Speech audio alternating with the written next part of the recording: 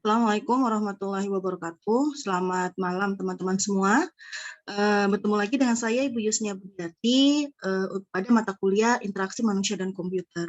Nah, untuk mata kuliah pertemuan 12 akan membahas tentang aspek ergonomi. Ya.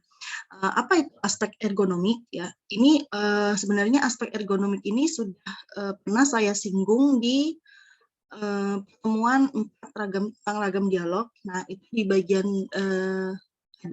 materi terakhir itu saya membahas sedikit tentang aspek ergonomik. Nah, aspek ergonomik adalah faktor kenyamanan kerja yang mempunyai pengaruh nyata dalam hal peningkatan maupun penurunan efisiensi dan efektivitas kerja. Jadi, faktor yang menyebabkan kita sebagai user nyaman dalam melakukan suatu pekerjaan, sehingga mengakibatkan adanya peningkatan maupun penurunan efisiensi dan efektivitas kerja.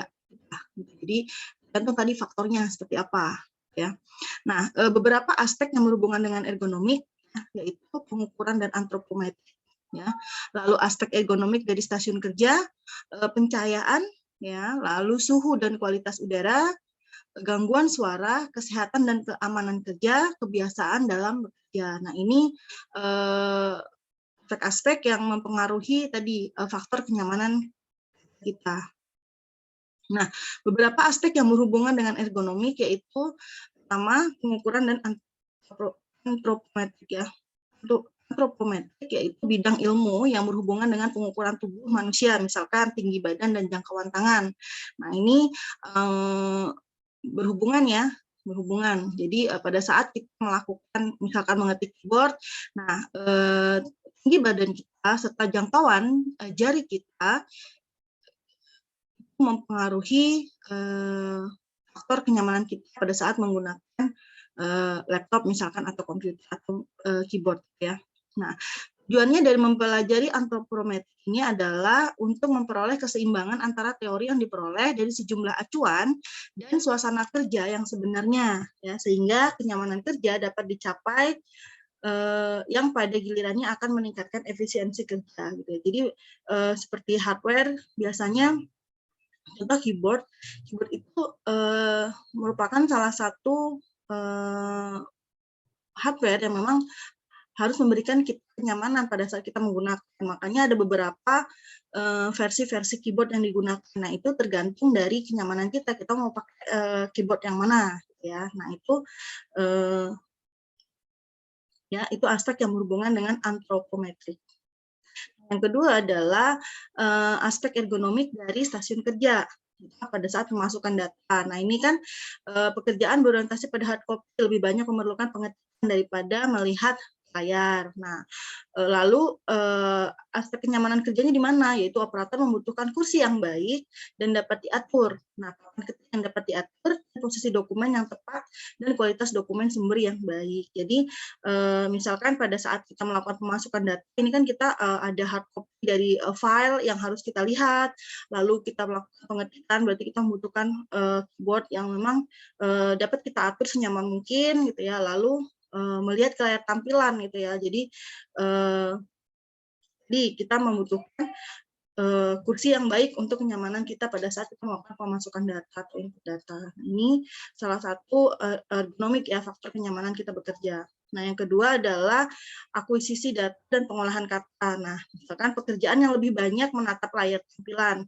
User sebaiknya disediakan layar tampilan dengan kualitas karakter yang baik, kontras yang baik, kontras karakter ke layar yang tinggi, serta kendali kilau yang memadai. Jadi kalau misalkan kita bekerja di lingkungan akuisisi data, maka ya harus disediakan layar tampilan yang kualitasnya memang baik.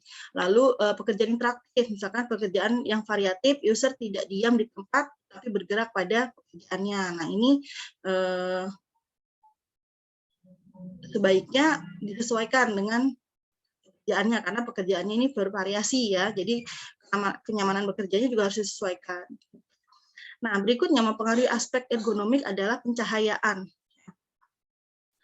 Pencahayaan ini penting, misalkan pencahayaan ruangan, pencahayaan dari layar yang kita gunakan itu juga berpengaruh. Nah, untuk menghindari adanya kilau yang ditimbulkan oleh layar monitor, yaitu dengan memasang filter anti kilau.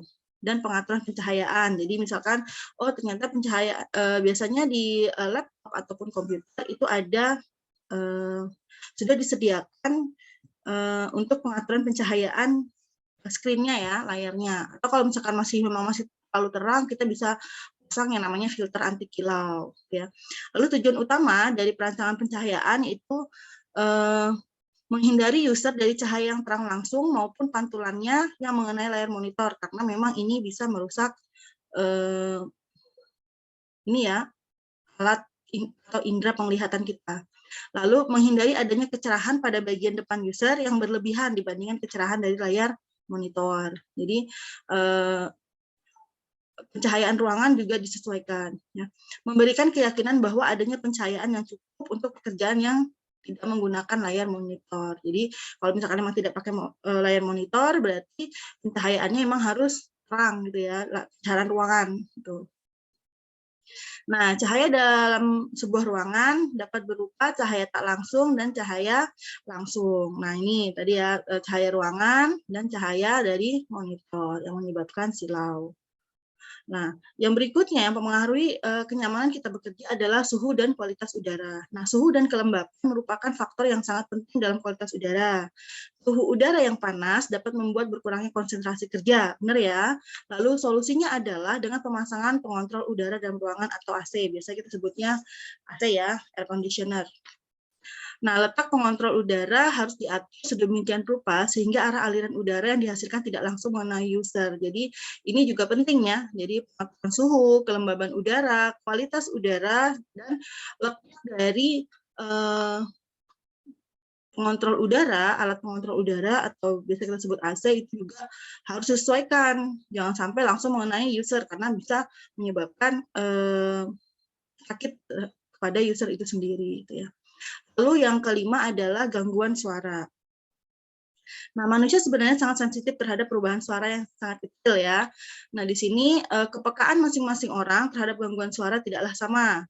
Tapi orang cenderung tidak menyukai adanya suara yang terlalu mengalami perubahan keras dan tinggi rendah secara tidak beraturan. Jadi, suara ini juga mempengaruhi kenyamanan kita bekerja. Misalkan kita sedang konsentrasi, begitu ada suara yang mengganggu, maka konsentrasi kita terhadap pekerjaan juga akan terganggu. Nah, ini memang masuk ke dalam aspek ergonomi. Lalu kesehatan dan kenyamanan kerja juga masuk, yaitu aspek keamanan dan kenyamanan kerja dapat dipengaruhi oleh kondisi umum kesehatan seseorang. Ya, jadi rutinitas pekerjaan dapat menyebabkan penurunan kondisi kesehatan seseorang. Jadi sebagai contoh ini pekerjaan seorang sekretaris yang mengharuskan duduk lama untuk melakukan tugas pengetikan dan pengecekan dokumen, hingga lambat laun dia akan mengalami kelelahan otot dan kesendian karena memang terlalu banyak duduk. Atau misalkan tadi IT yang 24 IT karena server itu dikontrol harus tetap nyala selama 24 jam ya. Maka biasanya supaya nyaman user atau IT support-nya itu dibagi beberapa shift. Kalau misalkan 24 jam seorang IT bekerja misalkan menjaga server 24 jam, nah itu kan nanti akan menyebabkan penurunan kondisi dari si user tersebut atau IT tersebut ya. Jadi kesehatan ini penting. Nah, berikutnya aspek faktor kenyamanan bekerja adalah kebiasaan kita dalam bekerja. Ya. Bagaimana supaya kita selalu nyaman? Ya, karena yang pertama yaitu bekerja dalam keadaan sesantai mungkin dan dalam kondisi yang benar. Jadi tidak panik gitu ya ketika menghadapi suatu masalah pada saat kita melakukan pekerjaan. Lalu mengubah posisi duduk secara periodik untuk mencegah kelelahan otot. Jadi seperti tadi contohnya sekretaris dia karena banyak dokumen yang harus dikerjakan dia duduk. Nah itu harusnya dihindari. Jadi harus melakukan peregangan otot. Berikutnya berdiri dan mengambil beberapa menit untuk mengendurkan ketegangan otot dan lakukan olahraga ringan beberapa kali sehari. Lalu mengusahakan untuk tidak mengetik dalam jangka waktu yang lama, diselingi istirahat karena ini indera penglihatan kita juga terganggu ya, jari-jari juga terganggu gitu. Jadi emang harus jangan terlalu lama gitu ya. Jadi sekali harus diselingi dengan istirahat. Lalu mengambil istirahat sejenak secara periodik. Jadi misalkan, oh kita sudah dalam waktu kita bekerja 8 jam, ya dari setiap 1 jam atau 2 jam kita melakukan peregangan atau kita istirahat terlebih dahulu. Nah, ini contoh posisi kerja ya pada saat kita menggunakan PC atau komputer. Nah, kepala tidak boleh menunduk, posisi bahu harus santai. Kenapa nih? Karena supaya mencegah kita mengalami perubahan dari struktur body, ya. Lalu posisi punggung yang tertopang ini supaya tidak ini ya tulangnya tidak mengalami perubahan juga. Karena biasanya apalagi kalau ini ya yang memiliki penyakit tulang gitu ya. Nah, ini akan berpengaruh. Jadi harus tegak. Lalu gunakan bantalan yang lunak untuk menopang paha. Misalkan ini tempat duduknya nih, jangan yang keras. Nah, ini juga mempengaruhi gitu ya. Lalu pandangan yang sejajar dengan komputer, tangan sejajar dengan lengan bawah pada saat kita menggunakan keyboard. Lalu atur benda-benda dalam jangkauan, kaki pada bantalan kaki, jadi ada penopang di bawah dan tinggi monitor sejajar dengan pandangan dan lengan. Ya, jadi ini berpengaruh. Jadi ini untuk posisi kerja. Baik teman-teman, saya rasa cukup untuk materi pertemuan 12 kita. Ya, saya tutup. Assalamualaikum warahmatullahi wabarakatuh.